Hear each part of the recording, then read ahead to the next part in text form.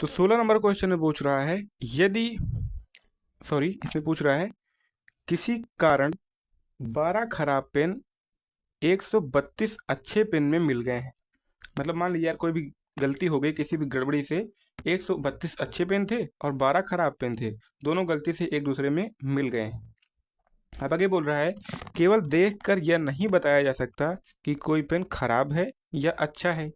इस मिश्रण में से एक पेन यादृच्छया निकाला जाता है। तो निकाले गए पेन की अच्छा होने की प्रायिकता ज्ञात कीजिए। ठीक है, समझते हैं। जैसे मान लीजिए कि ये कोई ऐसे ढेर है, इसमें इस तरह के अच्छे पेन कितने हैं? अच्छे पेन हैं आपके, यहाँ पे दिया है अच्छे पेन है 132, और इस तरह के खराब पेन हैं, खराब पेन है आपके 20। तो यानी डिब्बे में बेटा कुल पेन कितने हो गए? कुल पेन कितने हो गए आपके डिब्बे में? ये है 132। अच्छा, ये 12 दिया है, सॉरी ये दिया है आपको, खराब पेन दिए हैं 12। तो 12 खराब पेन है, 132 अच्छे पेन हैं। तो कुल पेन कितने हो जाएंगे? दो दो चार, तीन एक चार और एक, यानी बेटा कुल आपके परिणाम कितने हो जाएंगे? 144। कुल परिणाम हो गए 144। अच्छे पेनों के परिणाम कितने? 132। खराब पेन के परिणाम कितने? 12। तो हमको यहाँ पर हल डाल देना है। और क्या पूछा है हमसे कि पेन जो हमने, अगर ये मान लो इसमें एक ऐसे हाथ डाला और एक पेन निकाला, तो वो पेन कैसा होगा? वो पेन अच्छा होने की प्रायिकता कितनी हो जाएगी? तो P अच्छा, अच्छा पेन क्या हो जाएगी? अच्छे पेन टोटल कितने हैं बेटा? 132, और कुल परिणाम कितने हैं? 144। डिवाइड कर लो थोड़ा सा इसको, तो दो छाका होता है 12, दो छाक 12, ये हो जाएगा 2 से 14 और दो दूनी 4। अच्छा, अभी और डिवाइड हो जाएगा, ठीक है काट लेते हैं इसको। ये हो जाएगा 33 और ये हो जाएगा दो तिहाई 6, दो छाक 12, और कट जाएगा अभी। ओके, तो ये कट जाएगा, 3 1 जा 3, 3 1 जा 3, 3 1 जा 3, 3 2 जा 12। तो 11/12 प्रायिकता आएगी उस पेन के अच्छा होने की। ठीक है, चलिए अब अगले क्वेश्चन पर बढ़ते हैं। चलिए 17 नंबर क्वेश्चन देखते हैं। इसमें कह रहा है कि 20 बल्बों के एक समूह में 4 बल्ब खराब हैं। मतलब मान लीजिए किसी, जैसे मान लो यार किसी बैग में 20 बल्ब पड़े हुए हैं, उनमें से 4 बल्ब तो खराब हैं, तो अच्छे बल्ब बेटा कितने हो जाएंगे? 16। ठीक है, तो यहाँ पे दिया है हल, हल डाल दीजिए।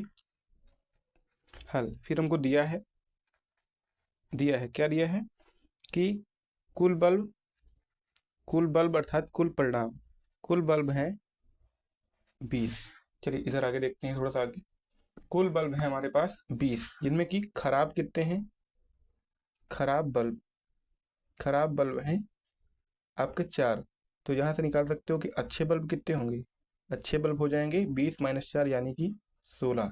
तो पहली प्रायिकता हमसे पूछी है कि एक बल्ब यादृच्छया उससे निकाला जाता है, तो इसकी क्या प्रायिकता है कि बल्ब खराब होगा?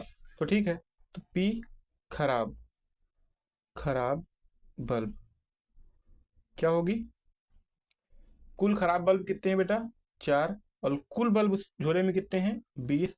तो डिवाइड करके निकाल लो, 4 1 जा 4 और 4 पंचे होता है 20। तो 1/5 प्रायिकता होगी P खराब बल्ब की, कि निकाला गया बल्ब खराब हो उसकी प्रायिकता होगी 1/5।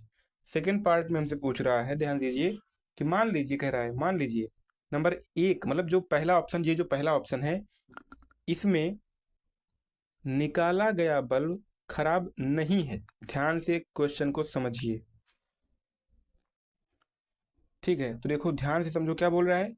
मान लीजिए कि जो पहले हमने बल्ब निकाला था वह खराब नहीं है।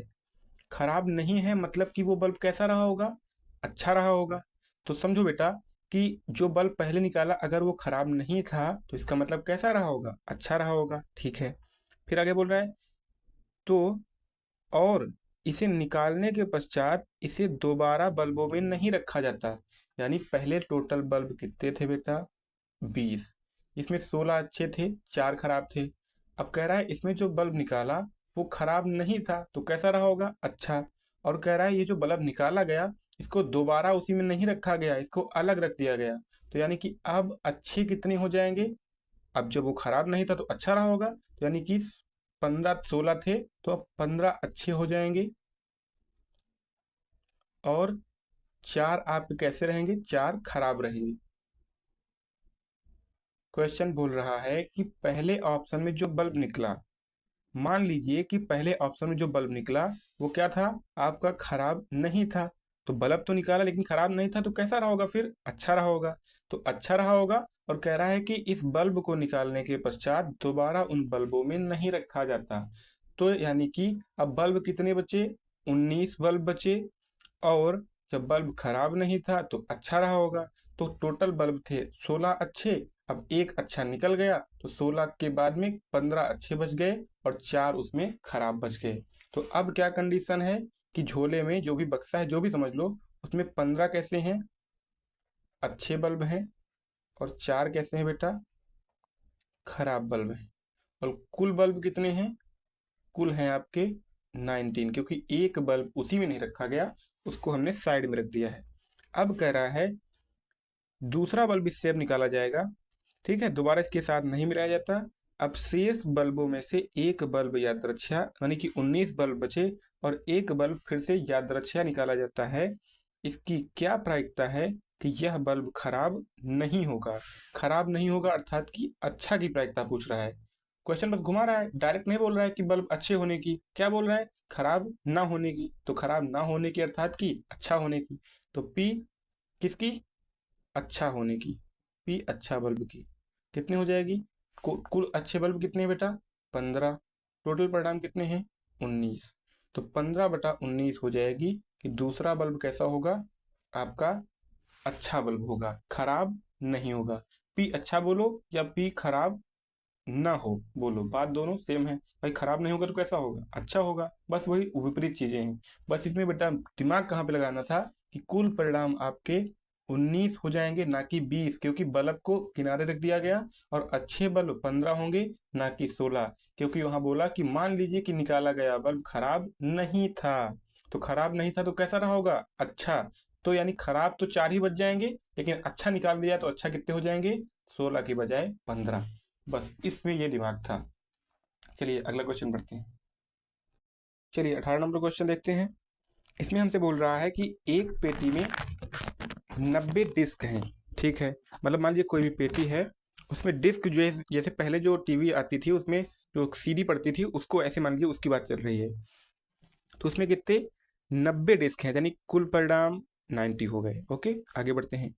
तो जिन पर 1 से 90 तक संख्याएं लिखी हैं, जैसे मान लीजिए ऐसे एक डिस्क है, उस पर लिखा है 1, उसके अंदर दूसरी डिस्क है, उस पर लिखा है 2, ऐसे लिखा है 3, इस तरह करके 90 हैं, और सब पे 1 2 3 4 ऐसे करके संख्याएं लिखी हैं। ओके, आगे बोल रहा है यदि इस पेटी में से एक डिस्क यादृच्छया निकाली जाती है तो इसकी प्रायिकता ज्ञात कीजिए। किसकी, कि नंबर 1 जो डिस्क निकाली है उस पर 2 अंकों की एक संख्या लिखी होगी। ओके, तो समझिए कि अब अगर तुमको निकालना है कि 2 अंकों की एक संख्या वाली डिस्क होगी, तो ये पता होना चाहिए कि जो डिस्क हैं उसमें से कितनी ऐसी डिस्क हैं जिन पर कि 2 अंकों की संख्या लिखी होगी। तो समझिए पहली डिस्क पे 1, फिर 2 3 4 5, तो जो पहली 9 डिस्क होंगी, जो पहली टोटल 90 हैं, 90 में जो 1 2 3 ऐसे करके 9 तक डिस्क होंगी, उन पर तो केवल एक अंक होगा। उसके बाद जो अगली डिस्क होगी उस पर लिखा होगा, इस तरह चलते चलते बेटा, एक डिस्क होगी जिस पर 10 लिखा होगा, अगली वाली पे 11, फिर ऐसे 12 13 14। अब देखिए 10 में कितने अंक हैं, 1 2, 11 में 1 2, कितने अंक हैं, 2 अंक हैं। तो तुमको ये पता करना होगा कि आखिर 2 अंकों वाली कितनी डिस्क हैं। तो 9 डिस्कों पर एक अंक है, उसके बाद तुम चेक करो 11 12 13 14, यहाँ से ले जाके 90 तक जितनी भी डिस्क हैं तुम्हारी, सब पर कितने अंक हैं, 2 अंक हैं। तो यानी कि 2 अंकों वाली डिस्क कितनी होंगी टोटल, टोटल है तुम्हारे पास 90, और 90 में 1 2 3 4 5 6 7 8 9, जो पहली 9 डिस्क हैं उनमें केवल एक अंक अंकित है, तो इसको हटा दो तो केवल कितनी बच जाएंगी जिन पर 2 अंक अंकित हैं। 9 हटा दोगे कितना आ जाएगा तुम्हारा, ये आ जाएगा तुम्हारा 81। तो 81 डिस्क ऐसी हैं जिन पर कि 2 अंकों की संख्या अंकित है। तो अब आपके लिए आसान हो जाएगा। बस यही चीजें आसान होती हैं, आगे तो आसान है, बस तुमको दिमाग लगाना पड़ेगा यहाँ पे थोड़ा सा। तो ठीक है, तो क्या निकालना है, P 2 अंकों की संख्या वाली डिस्क बराबर हो जाएगा, टोटल परिणाम कितने हो गए 81 और कुल परिणाम कितने थे हमारे पास 90। डिवाइड कर लो बेटा, 9 9 81, 9 दहम 90। तो ये कितना आ गई संभावना आपकी प्रायिकता 9/10। तो 9/10 प्रायिकता है कि निकाली गई जो डिस्क होगी उस पर 2 अंकों की संख्या लिखी होगी। बस ये आपको समझना था कि ऐसी कितनी डिस्क हैं जिन पर कि 2 अंकों की संख्या लिखी है। चलिए सेकेंड पार्ट देखते हैं। सेकेंड पार्ट पूछ रहा है कि जो डिस्क निकाली गई उस पर क्या लिखा हो, एक पूर्ण वर्ग संख्या हो। तो फिर से वही बात है, अब पता करना होगा कि ऐसी कितनी डिस्क हैं जिन पर कोई पूर्ण वर्ग संख्या लिखी हुई है। जैसे कि 1 का वर्ग 1 होता है, तो एक सीढ़ी ऐसी होगी जिस पर कि 1 लिखा होगा, तो 1 का पूर्ण वर्ग 1 है। 2 का पूर्ण वर्ग क्या होता है 4।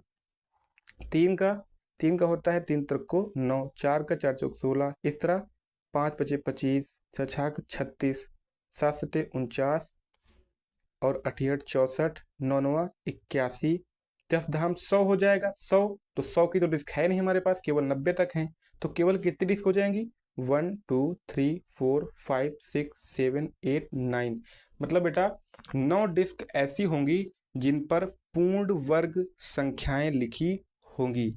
तो पूर्ण वर्ग संख्याओं के संभावित परिणाम कितने हो गए 9। तो P कैसी पूर्ण वर्ग कितनी हो जाएगी तुम्हारी, इसकी संभावना कितने संभावित परिणाम है 9 और कुल परिणाम कितने हैं 90। डिवाइड करेंगे 1/10, तो 1/10 इसकी प्रायिकता हो जाएगी। थर्ड पार्ट इसका पूछ रहा है कि 5 से विभाज्य एक संख्या। ठीक है, तो फिर से कुल परिणाम 90 हैं। अब तुमको ये पता होना चाहिए कि कितनी ऐसी संख्याएं होंगी, मतलब कितनी ऐसी डिस्क होंगी जिन पर वो संख्या लिखी हो जो 5 से विभाजित हो। तो ये तो बहुत आसान है, कितनी होंगी, टोटल संख्याएं हैं 90।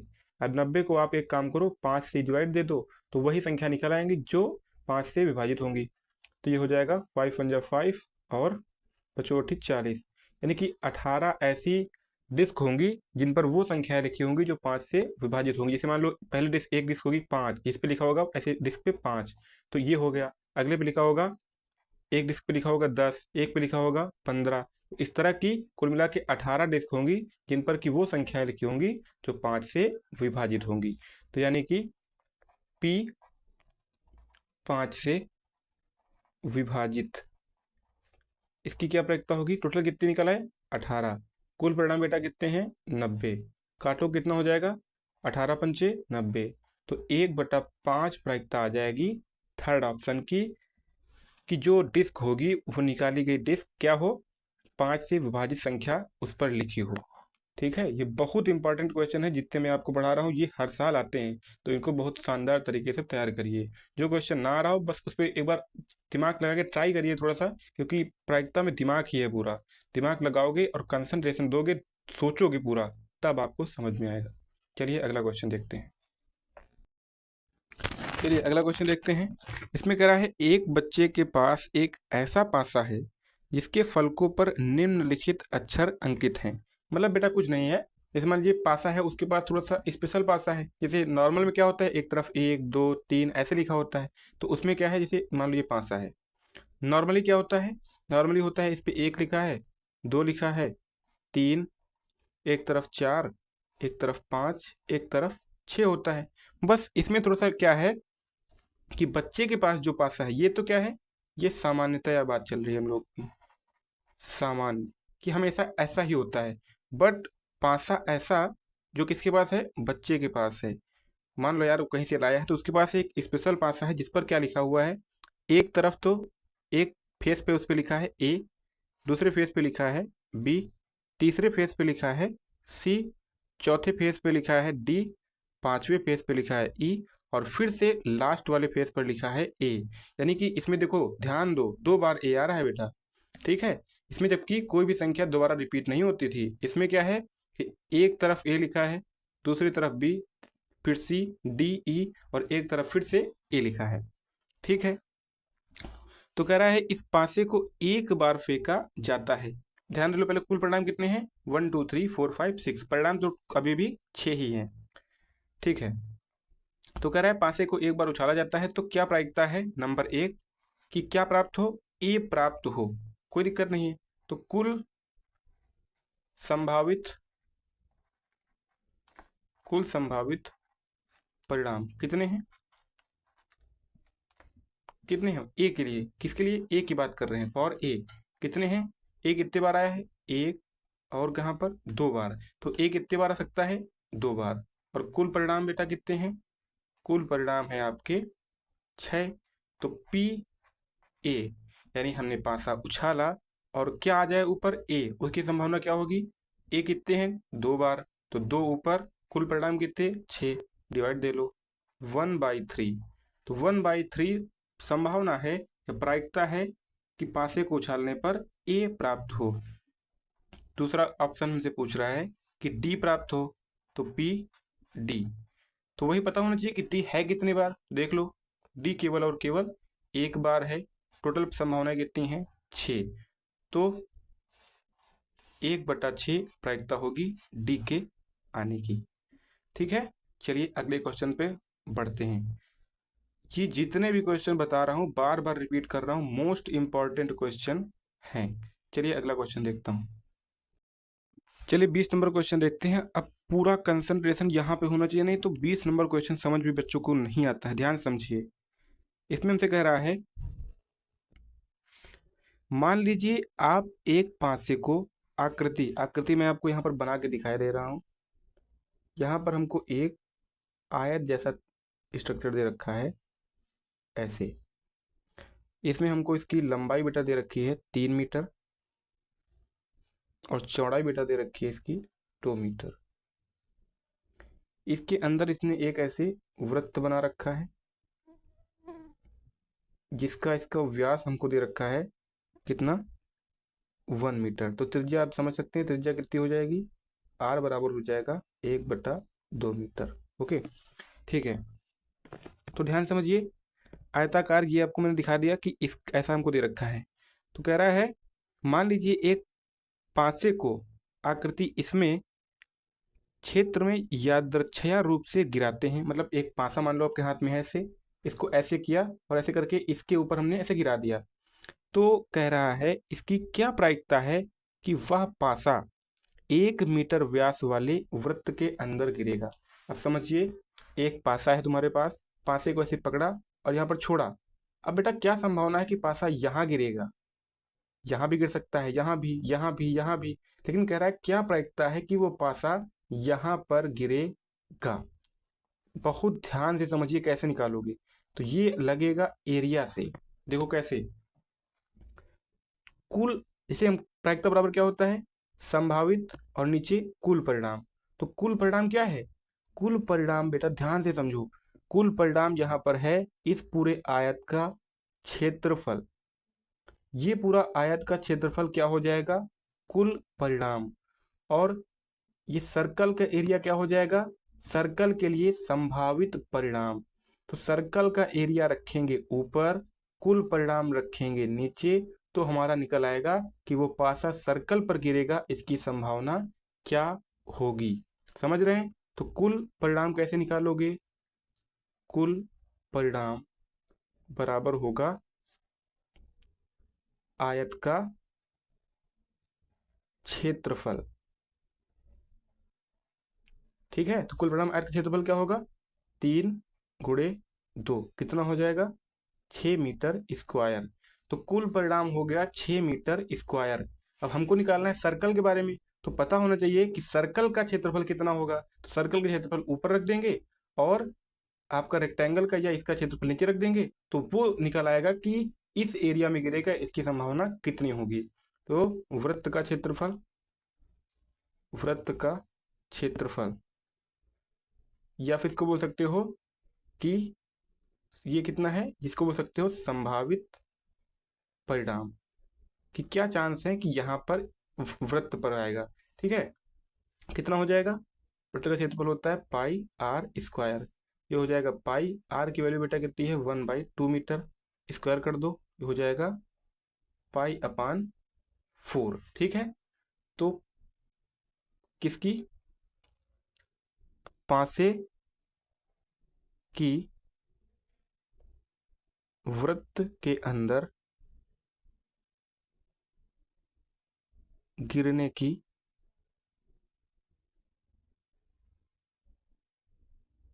प्रायिकता बराबर होगा किसके, वृत्त का क्षेत्रफल बटे कुल क्षेत्रफल। ठीक है, वृत्त का क्षेत्रफल कितना आया पाई अपान 4 और कुल क्षेत्रफल कितना है 6। इसको थोड़ा सा सही कर लेंगे तो पाई अपान 4 और ये मल्टीप्लाई होकर 1/6 हो जाएगा, तो ये आ जाएगा पाई अपान 24। इसमें मैंने पहले ही 3 स्टार लगा दिए यार, जितने लगाना है लगा लो, कोई भरोसा नहीं, क्या पता कल ये क्वेश्चन आपके पेपर में आ जाए, पेपर में नहीं तो बोर्ड एग्जाम में आ जाए, क्योंकि ये बहुत शानदार क्वेश्चन है। फिर से समझिए, एक बार हम पूरा लगा दिया बट समझा रहा हूँ दोबारा। यहाँ हमसे कह रहा है कि एक ऐसे पूरा वृत्ता, ये वर्गाकार या फिर कह लो कि आयताकार जगह है, इसके बीच में एक सर्कल बना दिया है। सर्कल की रेडियस दे दी 1/2 और इसकी लंबाई दी 3, इसकी लंबाई चौड़ाई दिया 2। अब कह रहा है तुम्हारे पास एक पासा है, इसको ऐसे तुमने फेंका, इस पर ड्रॉप किया, तो पासा यहाँ नहीं, यहाँ नहीं, यहाँ नहीं, इस सर्कल पे गिरेगा बेटा, इसकी क्या संभावना है। तो हम जानते हैं प्रायिकता बराबर क्या होता है, प्रायिकता बराबर होता है कि जैसे मान लो किसी चीज़ की प्रायिकता निकालनी है तो वो कुल परिणाम में कितने बार आया है, तो यानी कि ये है कुल परिणाम। कुल परिणाम में इस सर्कल का हिस्सा कितना है तो वो निकालना पड़ेगा। तो वो कैसे निकालेंगे, इसका एरिया, तो टोटल एरिया होगा इस वर्ग का, वृत्त इसका कह सकते हैं इसको बोलते हैं आयत का, तो कुल परिणाम होगा आयत का क्षेत्रफल। और क्योंकि इसका निकालना है तो इसकी भागीदारी कितनी है, इसकी भागीदारी इसका एरिया है, तो इसका एरिया निकाल लिया ये, और कुल परिणाम यानी कि कुल क्षेत्रफल हो गया ये, तो कुल क्षेत्रफल रखा बेटा नीचे और इसका क्षेत्रफल रखा ऊपर, तो प्रायिकता निकल आई कि क्षेत्रफल इसमें गिरेगा आपका पासा, उसकी प्रायिकता है पाई/24। बेटा मैं बार बार बोल रहा हूँ, ये मोस्ट इंपॉर्टेंट क्वेश्चन है, बस इसको ध्यान से समझिए, पूरा इसको समझ लीजिए, पूरा एकदम बिल्कुल अच्छे समझ लीजिए। चलिए इसके बाद अगला क्वेश्चन देखते हैं। 21 नंबर क्वेश्चन देखते हैं। इसमें बोल रहा है 144 बॉल पेनों के एक समूह में 20 बॉल पेन खराब हैं। ओके, यानी कुल परिणाम है 144, इसमें 20 पेन तो हमारे पास खराब हैं। ठीक है, हल डाल देते हैं। हमको यहाँ पे दिया है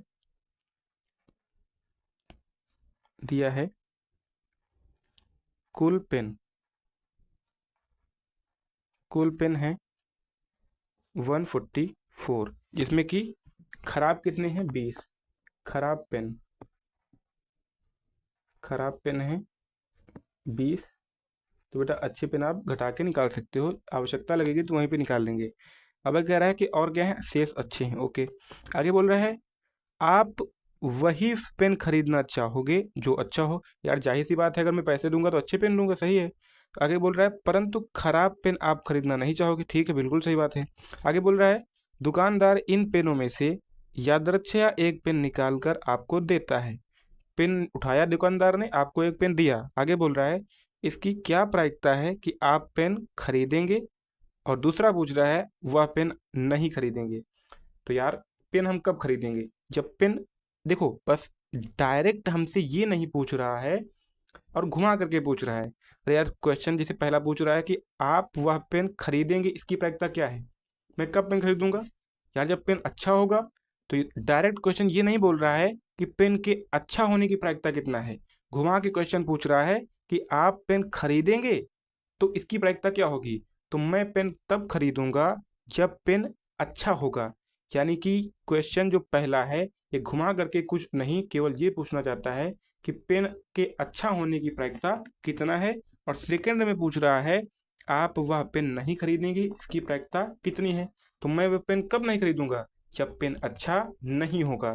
तो यानी कि घुमा करके बस क्वेश्चन ये पूछ रहा है कि पेन के खराब होने की प्रायिकता कितनी होगी, और कुछ नहीं पूछ रहा है। बस आपको दिमाग लगाना है। यहाँ निकालना चाहे तो निकाल सकते हैं कि अच्छे पेन कितने होंगे। अच्छे पेन होंगे टोटल है बेटा 144, इसमें 20 हटा देंगे तो कितना आ जाएगा, ये आ जाएगा 4, ये आ जाएगा 2 और ये आ जाएगा 1। तो 124 पेन आपके अच्छे हैं। तो सबसे पहला पी क्या, पेन खरीदना, पेन खरीदेंगे, खरीदेंगे, या फिर इसको बोल सकते हो कि पी अच्छा पेन। दोनों बातें सेम है। पेन कब खरीदेंगे, जब पेन अच्छा होगा, वही बात है। डायरेक्ट नहीं पूछ रहा है, बस सोच रहा है कि तुमने रट्टा मारा है या तुमको आता है, या तुमको दिमाग लगा रहे हो, क्या रट्टा मार रहे हो। बस एग्जामिनर यही जानना चाहता है कि अगर तुमने रट्टा मारा है तो तुम परेशान हो जाओ कि यार पेन खरीदेंगे, ये तो कुछ दिया ही नहीं है। अगर तुम समझ पा रहे हो कि पेन कब खरीदेंगे, जब पेन अच्छा होगा, इसका मतलब है आपने समझ के पढ़ाई करी है।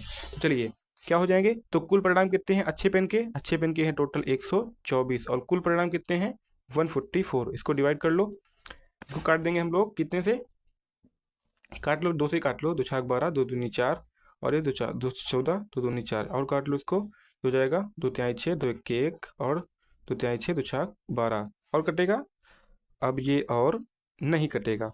तो पी अच्छा पेन ये हो जाएगा 31/36। तो अच्छा पेन होने की या पेन खरीदने की संभावना है हमारी 31/36। और पी खराब पेन, खराब पेन बोलो, या फिर बेटा इसे लिखो कि पेन नहीं खरीदना, है ना। दोनों बातें सेम है। पेन खराब होगा तो नहीं खरीदोगे, या फिर बोलो पेन खराब होगा तो, या फिर बोलो पेन नहीं खरीदेंगे कब, जब पेन खराब होगा। तो कितने कुल पेन कितने खराब हैं आपके पास 20, और कुल पेन बेटे कितना है 144, डिवाइड दे लो, ये हो गया 10, ये हो गया 72, और काट लो 5/, ये हो गया 36। तो 5/36 संभावना है कि वो पेन मैं नहीं खरीदूंगा, या फिर इसको घुमा करके बोलो कि वो पेन खराब होगा। दोनों बातें सेम है। प्रायिकता में सब खेल आपके इमेजिनेशन का है, आपके दिमाग का है, कितना सोच पा रहे हो, कितना तुम्हारा दिमाग शार्प है, तेज है, इसका पूरा खेल होता है। अगर समझ में आ गया है तो चलिए आगे बढ़ते हैं। चलिए अगला 23 नंबर क्वेश्चन देखते हैं। अब 23 नंबर भी बहुत ही बढ़िया क्वेश्चन है। देखिए बहुत ध्यान समझिए, इसमें बोल रहा है एक खेल में 1 रुपए के सिक्के को 3 बार उछाला जाता है। ओके, मतलब मान लीजिए एक सिक्का है, उसको तुमने 1 बार, 2 बार और 3 बार उछाला, या फिर ऐसे बोल दो कि 3 सिक्कों को एक साथ उछाला। बात बिल्कुल सेम है, कोई भी चेंज इसमें नहीं होता है, ठीक है।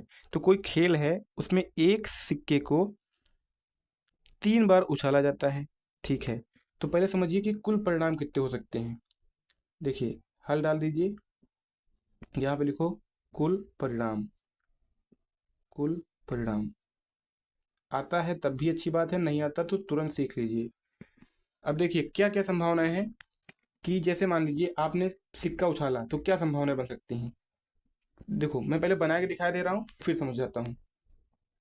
इसको बनाने का तरीका क्या है, H H H H T T T T, head tail ऐसे, फिर आगे head head tail tail, head head tail tail, आगे head tail head tail head tail head और टेल। मतलब क्या है, देखो कितनी संभावनाएं हैं कि मान लो सिक्का उछाला तो पहले पर भी हेड आ जाए, सिक्का दोबारा उछाला फिर हेड आ जाए, सिक्का उछाला फिर से क्या पता हेड आ जाए, या फिर ऐसा हो सकता है कि पहले सिक्का उछाला उस पर हेड आ जाए, दूसरे पर हेड आ जाए, तीसरे पर टेल आ जाए। इसी तरह अगला मान लो ऐसा नहीं हुआ कि मान लो पहले पे हेड आ गया केवल, दूसरे पे टेल आ जाए, तीसरे पे फिर हेड आ जाए, या फिर ऐसा हो सकता है। मतलब ये संभावनाएं देख रहे हैं कि क्या क्या हो सकता है। तो पहले पर मान लो हेड आ गया, फिर दूसरे पर टेल आ गया, फिर दूसरे पर फिर से टेल आ गया। इस तरह करके बेटा कुल मिलाकर के एक सिक्के को 3 बार, उल्टा इसका बोल दो कि 3 सिक्कों को एक साथ उछालने पर कुल संभावनाएं या फिर कितनी संभावनाएं बन सकती हैं, वो कितनी होंगी? 8। इसका एक फॉर्मूला होता है 2 की पावर n। यहाँ पर n क्या है? सिक्कों की संख्या है। 2 एज इट इज, कितने बार सिक्का उछाला? 1 2 3 बार। ये कितना होगा? 2 multiplied by 2 multiplied by 2, that will be equal to 8। कितने संभावनाएं आई? 1 2 3 4 5 6 7 8। तो एक सिक्के को 3 बार उछालने पर कितनी संभावना आती हैं? 8। तो ये फॉर्मूला है, निकाल सकते हो कि किसी सिक्के को कितने बार उछालेंगे तो कितनी संभावनाएं आएंगी। तो ये 8 संभावनाएं हैं कि किसी सिक्के को उछालोगे तो ये संभावनाएं बन सकती हैं। ठीक है, चलिए अब क्वेश्चन समझते हैं। तो कह रहा है कि और प्रत्येक बार का परिणाम लिख लिया जाता है, मतलब सिक्का उछाला गया 3 बार, अब जो भी आया उसको लिख लिया गया। ठीक है, अब कह रहा है कि तीनों परिणाम समान होने पर, मतलब पहले पर भी मान लो हेड आ जाए, दूसरे पर भी हेड, तीसरे पर भी हेड, या फिर पहले पर भी टेल, दूसरे पर भी टेल और तीसरे बार पर भी टेल आ जाए। ठीक है, तो कह रहा है तीनों परिणाम समान होने पर, अर्थात 3 चित्त या 3 पट्ट प्राप्त होने पर हनीफ खेल में जीत जाएगा। जैसे मान लो बेटा, तुम ही मान लो गेम खेल रहे हो, तुमने सिक्का 3 बार उछाला, पहले पर भी हेड, दूसरे पर भी हेड, तीसरे पर भी हेड आ गया, या फिर पहले दूसरे तीसरे तीनों पर टेल आ गया, तो कह रहा है तुम खेल जीत जाओगे, ये नियम है खेल का। ठीक है, और अगर ऐसा नहीं हुआ, एक बार भी कुछ ना कुछ चेंज हो गया, तो फिर तुम खेल हार जाओगे। ठीक है, तो फिर इसमें कह रहा है अगर ऐसा हो गया तो वो जीत जाएगा, और अगर कुछ भी चेंज हो गया तो वो हनीफ खेल में हार जाएगा। तो हमसे पूछ रहा है कि हनीफ के खेल में हार जाने की प्रायिकता कितनी होगी। ठीक है, तो कैसे होगा, निकालोगे? देखो, अगर हम ये निकाल लें, मतलब कैसे भी कर लो, तो पी क्या? हनीफ के हनीफ का हारना। ठीक है, हनीफ का हारना क्या होगा भैया? टोटल होगा 1, 1 में से आप माइनस कर दो हनीफ क्या? हनीफ जीतना, यानी पी हनीफ के हारना बराबर होगा टोटल प्रायिकता 1, इसमें हटा दो हनीफ का जीतना। हनीफ के जीतने के कितने परिणाम हैं, उसको 1 में से हटा दो, तो वही निकल आएगा हनीफ के हारने की प्रायिकता। क्या होगा? पी हनीफ का हारना बराबर 1। अब हनीफ के जीतने की प्रायिकता कितनी है? देखो, हनीफ कब जीतेगा? जब तीनों में से सिक्कों पर टेल आ जाए या तीनों सिक्कों पर हेड आ जाए। ऐसा कितनी बार संभव है? देखो यहाँ पर, इसमें 2 बार हेड है, तीनों बार नहीं है। कब जीतेगा? जब तीनों बार सेम हो। यहाँ पर भी सेम नहीं, यहाँ पर भी नहीं, नहीं नहीं, कहीं पर भी नहीं, केवल ये, इसमें तीनों बार हेड आया है और इसमें तीनों बार ही टेल आया है। तो बेटा केवल 1 और 2 संभावनाएं ऐसी हैं जिनमें कि सेम आता है, और सेम आएगा तभी वो जीतेगा। और टोटल परिणाम कितने हैं बेटा? 8, तो 8 नीचे रख देंगे। तो ये संभावना है हनीफ के जीतने की। इसको हटा देंगे 1 में से तो निकल आएगा हनीफ के हारने की संभावना। तो 1 माइनस कट जाएगा, कितना हो जाएगा? 1/4, और ये बराबर होगा 4 1 जा 4 माइनस, यानी 3/4। तो हनीफ के हारने की संभावना है 3/4। अब ये क्वेश्चन कितना समझ में आया कितना नहीं, एक बार फिर से इसको रिवाइंड करके समझिए ध्यान से।